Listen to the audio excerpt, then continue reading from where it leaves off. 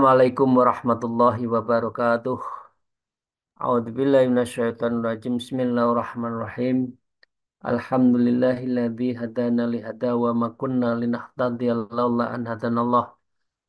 Asyhadu an la ilaha illallah wa la syarikalah wa asyhadu anna Muhammadan abduhu wa rasuluh la nabiyya ba'dah. A'udzubillahi minasyaitonirrajim. Bismillahirrahmanirrahim. Ya ayyuhalladzina amanu taqullaha wa kunu ma'as shadiqin amma ba'd.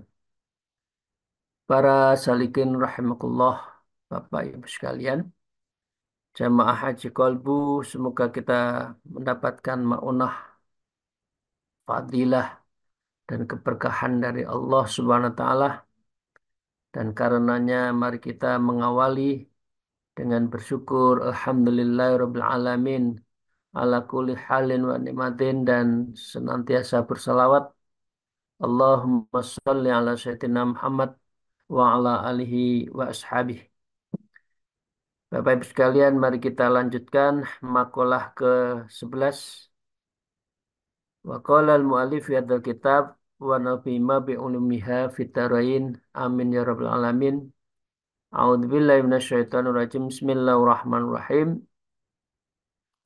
Wal maqalatul hadiyata asyrata, dan makalah yang ke-11 an ba'dil hukama annahu qol, yang disampaikan dari ulama salaf yang sangat hukama, ahli bijaksana, ahli spiritual.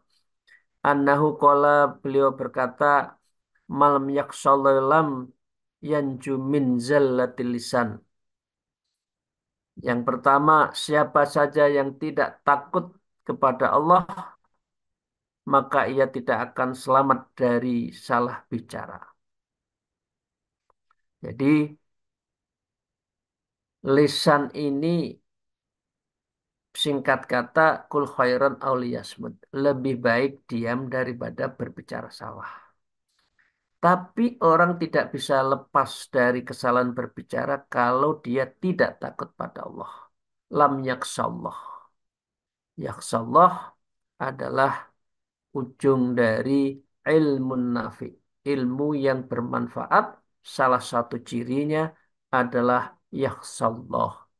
Orang yang lebih takut pada Allah. Nah, orang yang takut pada Allah itu berarti menjaga lisan dari perkataan-perkataan yang salah. Ruwiya annahu sallallahu alaihi wasallam, diriwayatkan bahwa Rasulullah sallallahu alaihi wasallam bersabda, tuba liman malaka lisanahu. Beruntung bagi orang-orang yang menguasai lisannya. Wa wasi'ahu baituhu. Rumah tinggalnya membuat ia leluasa. Wa baqa ala khotiatihi, dan dia menangis atas kesalahannya. Ini ciri orang yang beruntung. Lisannya bagus, baiti jannati, rumahku surgaku, dan dia sangat menyesal, menangis terhadap kesalahan-kesalahannya. Kemarin di kitab Risalatul Mu'awanah, dia harus menyesal, nadam wal baka, menyesal dan menangis, dan karena itu mensegerakan untuk bertaubat. Karena at-taubatu asasul torekoh. Karena taubat ini adalah asasnya orang bertorekoh. Karena orang bertorekoh itu adalah menjaga agar dirinya selalu dalam kelembutan hati untuk mendekatkan diri pada Allah. Hadis rawahu at-Tabrani. Hadis diriwayatkan oleh Imam Tabrani. Yang kedua, Bapak Ibu sekalian rahimakumullah, wa man lam yakhsha qudumahu 'ala Allah lam yanju qalbuhu minal harami wa subhat. Selebihnya, siapa saja yang tidak takut dengan kedatangannya kepada Allah, ya, lam yanju qalbu minal harami wa subhah, maka ia tidak bisa selamat hatinya dari segala yang diharamkan, yang disubhatkan. Artinya, sekuat tenaga kita menjaga dari sesuatu yang haram, yang subhat. Termasuk di dalamnya bicara yang haram dihindari. Makan makanan yang haram dihindari. Termasuk adalah yang subhat. Artinya dia berarti tidak takut kepada Allah. Lam yakhsha kudumahu Allah kalau dia tidak menjaga dirinya dari sesuatu yang haram dan yang subhat. Itu mutatis mutandis kausalitasnya seperti itu. Bahasa negatifnya, kalau kita selalu makan, bicara, berperilaku yang haram dan subhat, berarti itu tanda kita tidak yakhsyallah, tidak takut pada Allah. Fal muharramatu kismani, adapun haram itu terbagi dua. Ahaduhuma syai'un muharramun lidzati kal maitati wadami wa nahwi dzalik. Haram itu ada dua. Yang pertama adalah haram yang karena zatnya. Sesuatu yang sudah kelihatan zatnya.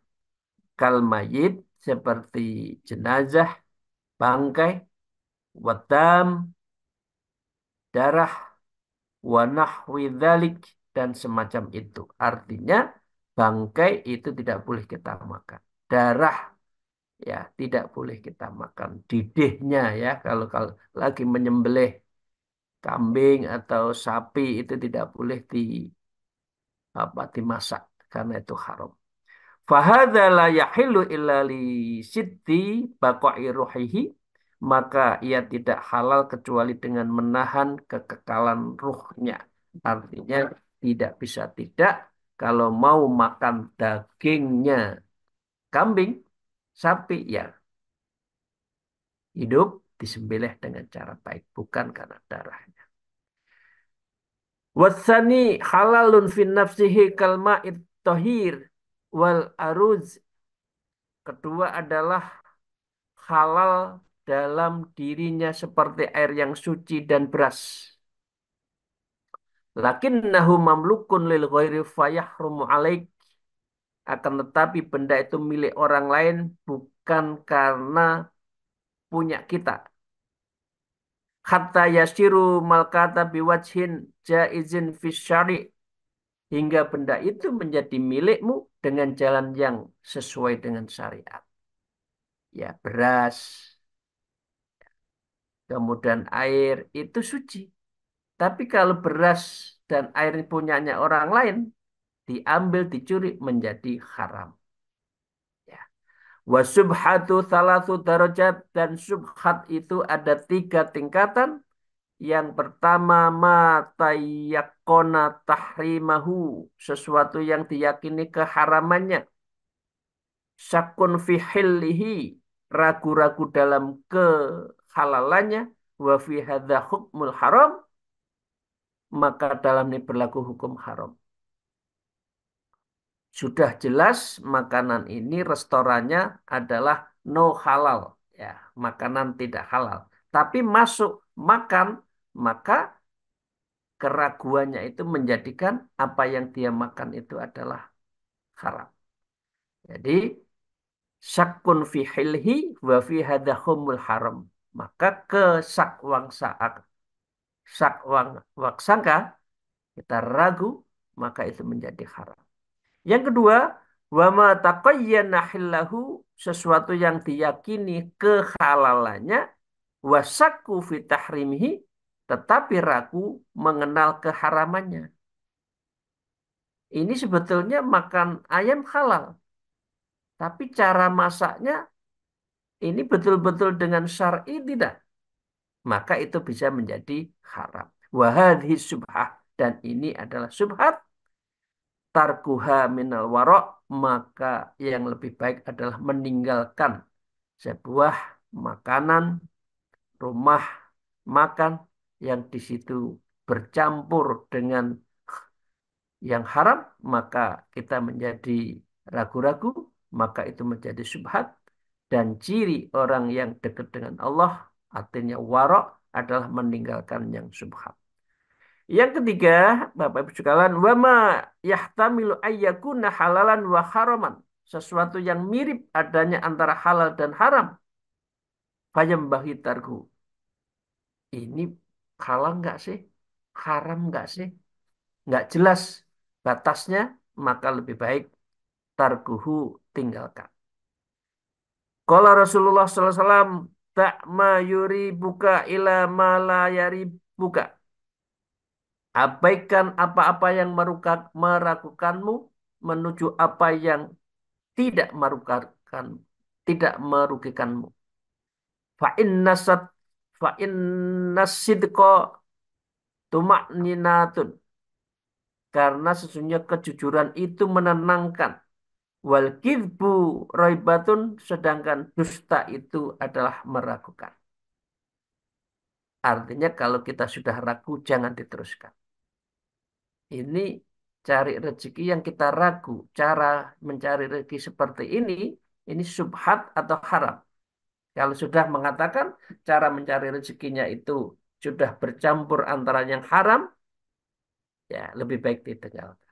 Cari yang memang pekerjaan yang menghasilkan yang betul-betul halal. Ya, karena orang yang halal itu lebih jujur, dan jujur itu adalah tumak niatun, tumak ninatun, artinya tenang. Ya. Sedangkan kalau orang kibib itu roy batun, ragu terus, hidupnya tidak menjadi tenang. Bapak Ibu sekalian, wa makna hadal hadis, artinya hadis seperti ini adalah utruk mata suku fi hillihi, maka engkau harus tinggalkan segala yang engkau ragukan kehalalnya, wa'dil ila ma la tasukku fi hillihi, dan beralihlah kepada suatu yang tidak engkau ragukan. Kadza afata Syekh Hasan Hamzawi. Demikian yang disampaikan oleh Syekh Hasan Al-Hamzawi. Nah, itu yang kedua. Yang ketiga, Bapak Ibu sekalian yang saya hormati, wa man lam yakun ayisan anil khalqi lan yanju minat tam'i. Siapa saja yang tidak berputus asa, artinya ai qati'ur roja, yaitu memutus harapan. Siapa? Dari siapa? Anil khalqi, dari makhluk, lam yanju minat tam'i, maka ia tidak selamat dari kerakusan. Jadi orang yang artinya sangat ambisius, biasanya dia tamak. Ambisius harta, ambisius dunia, ambisius kekuasaan, biasanya tamak. Nah, karena itu kita harus betul-betul hanya kepada Allah. Wala tayasumir rohillah. Jangan berputus asa dengan rahmat Allah. Tapi kalau biasanya orang putus asa, takut urusan dunia, sehingga dirinya ragu. Dan bahwasanya Rasulullah SAW bersabda, sekaligus menjadi doanya, Ista'idhu billahi min tam'in yahdi ila tam'in. Perlindunganlah kalian kepada Allah dari kerakusan yang mengarah kepada tam'in, aib. Ya, karena itu kita harus menjaga betul, jangan sampai kita tamak di dalam urusan harta, benda, kekuasaan dunia ini. Wa man tam'an yahdi ila ghairi mamtu ma'in, dan dari kerakusan yang mengarah kepada sesuatu yang tidak diinginkan, wa min tam'i haitsu la matma, dan dari kerasukan di mana tidak ada sesuatu pun yang diinginkan. Hadis Imam Ahmad atau Broni wal Hakim. Jadi ini sabda sekaligus doa dari Rasulullah. Yang keempat, Bapak Ibu sekalian, wa man lam yakun hafizan ala amalihi lam yanju minar ya. Siapa saja yang tidak memelihara amalnya, maka ia tidak selamat dari sikap riya. Artinya mimma yufsiduhu, dari sesuatu amal yang bisa merusak itu adalah riya. Karena itu kita harus menjaga amal kita dengan tidak melakukan riya. Ruya annahu qala sallallahu alaihi wasallam qala iyyakum an tuhallitu ta'atullah bi hubbi sana'il ibad. Rasulullah Bapak Ibu sekalian bersabda, berhati-hatilah, janganlah engkau campur adukkan ketaatan pada Allah dengan kesenangan pujian hamba. Itu berarti riya. Kalau sudah ada ingin dipuji oleh manusia. Fatah batal a'malukum, karena riya itu bisa menghancurkan dari perbuatan amal kita semua. Rawahu Imam Dailami. Jadi itu Bapak sekalian, siapa yang tidak memilih amalnya, maka dia tidak punya ketakutan amalnya itu akan hancur karena riya itu. Yang kelima, Bapak sekalian, wa man lam yasta'in billahi ala ikhtirasi qalbi lam yanju minal hasad. Siapa saja yang tidak meminta pertolongan pada Allah untuk melindunginya hatinya ala ikhtirasi qalbi lam yanju minal hasad, maka dia tidak akan selamat dari kedengkian. Padahal kedengkian kemarin itu adalah bisa merusak amal seperti halnya an-naru yakul khotob. Seperti api yang memakan kayu bakar. Ruwe annahu sallallahu alaihi wasallam qol al-hasadu yufsidul iman kama yufsidul sabru wal asal. Ini hadis yang lain Rasulullah mengatakan kedengkian itu merusak iman seperti halnya bruto wali itu yang merusak madu. Apa sekalian bruto wali itu apa ya? Bruto wali itu sesuatu yang sangat pahit itu ya, obat yang sangat pahit itu ya. Padahal madu satu cangkir dikasih putra wali maka madunya hancur. Begitu juga kalau kita dengki atas perbuatan kita terhadap orang lain, maka itu merusak iman kita. Yang keenam, ibu bapak sekalian, wa man lam yanzur ila man huwa afdalu minhu ilman wa amalan. Siapa saja yang tidak memandang orang lebih utama dari ilmu dan amalnya, lam yanju minal ujub. Dia tidak akan selamat dari rasa ujub. Jadi ini ada riya, ada takabur, ada hasad, ada ujub. Ini penyakit hati yang sangat merugikan sehari dari amal-amal kita. Ruwa annahu sallallahu alaihi wasallam qala man hamidan nafsu ala amalin sholih.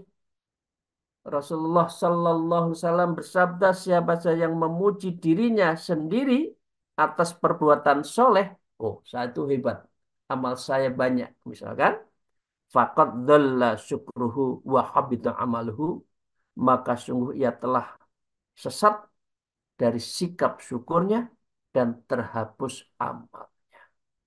Jadi ini kita juga tidak boleh ujub. Biasanya ada tingkatan, ada riya, ada ujub, ada riya, takabur, terakhir hasad. Ada 4 tingkatan. Awalnya seseorang itu ujub, bangga, saya yang ter. Nah, setelah itu dia riya, ditunjukkan yang keterannya itu kepada orang lain, baru takabur. Kalau bukan saya, siapa? Sehingga mandang rendah orang lain. Baru setelah itu hasad. Kalau ternyata ada orang lain yang lebih hebat, biasanya hasad. Kalau hasad itu berarti lebih tinggi. Kalau hasad itu dirinya ada takaburnya, ada riyaknya, ada ujubnya. Waru annahu sallallahu alaihi wasallam qol laisa bil khair ayyudhira qaula bilisani.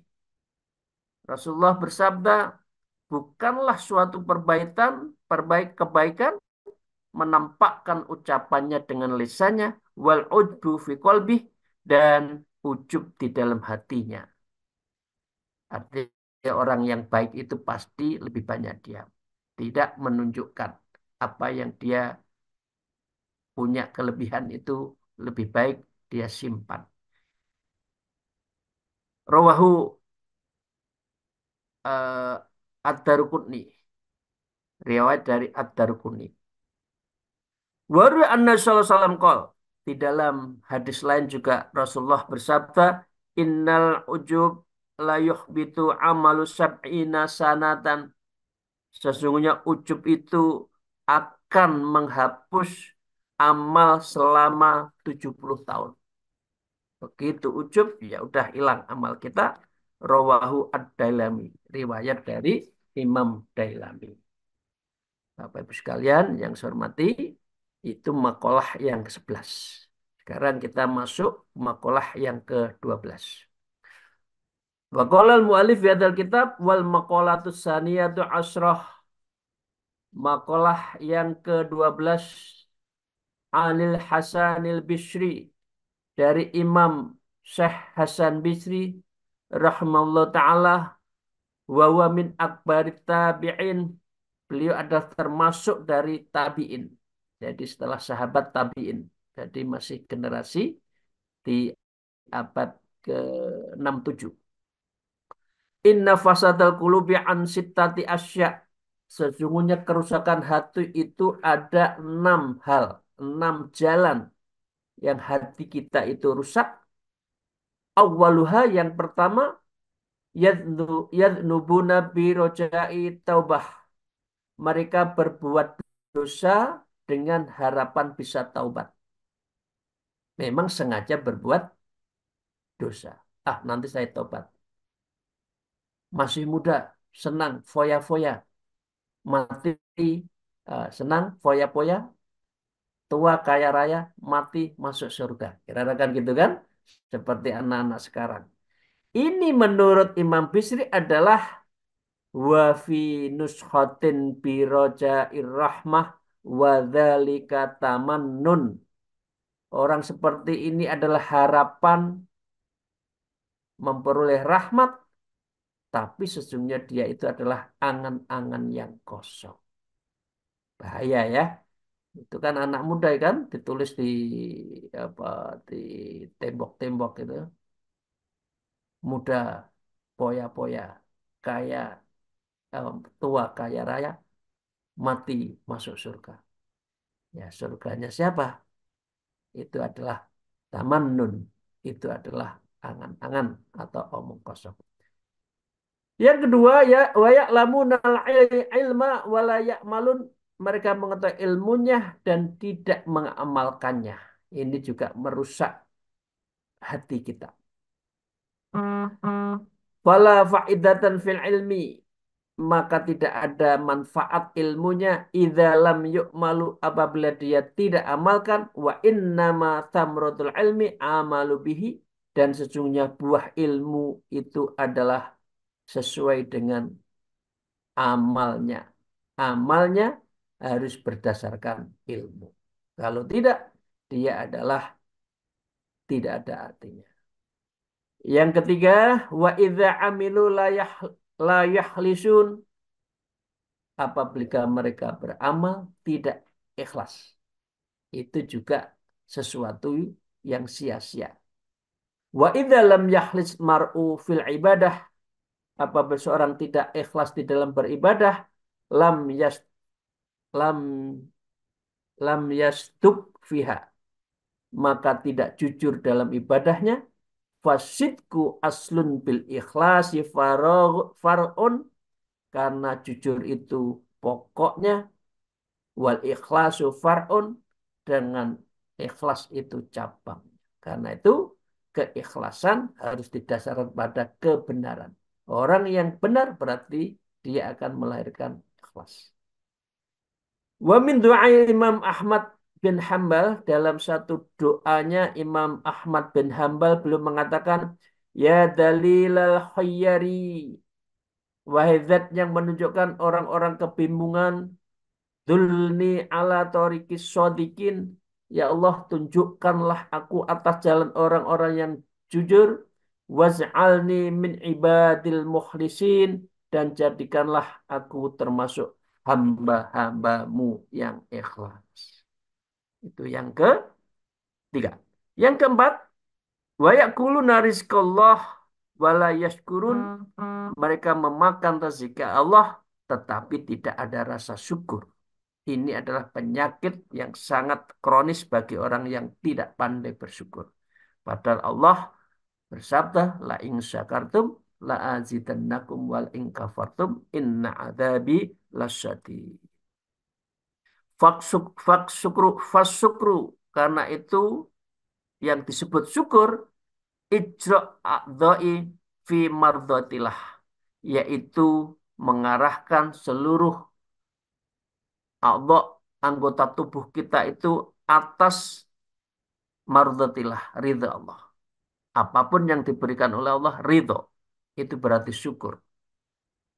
Ya, wa ijra'ul amalu fiha, dan dia memberlakukan harta dalam seluruh keridhoannya. Itu adalah orang syukur.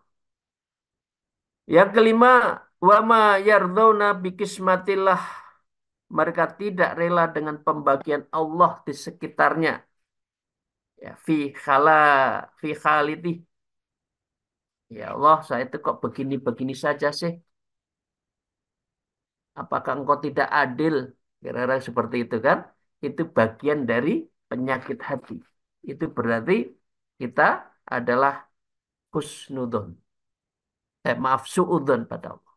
Padahal sebaliknya kita diminta untuk berhusnudon apapun keputusan dari Allah Subhanahu wa taala. Bapak Ibu sekalian yang saya hormati, demikian ngaji kita pagi hari ini.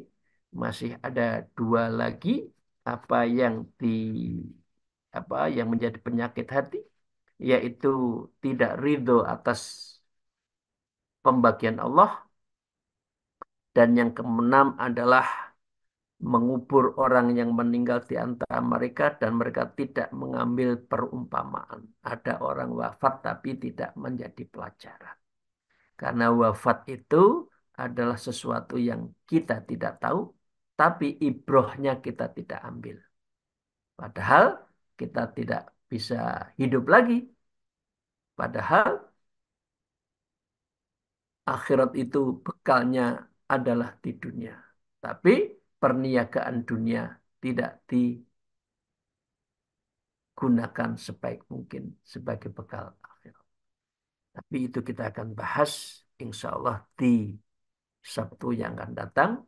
Izinkan pada pagi hari ini cukup satu sesi karena saya ada sesuatu yang harus saya selesaikan, tugas-tugas yang membutuhkan waktu sedikit. Untuk itu mohon maaf kita satu sesi saja. Alhamdulillah, wallahul muwafiq ila aqwamit thariq. Wassalamualaikum warahmatullahi wabarakatuh.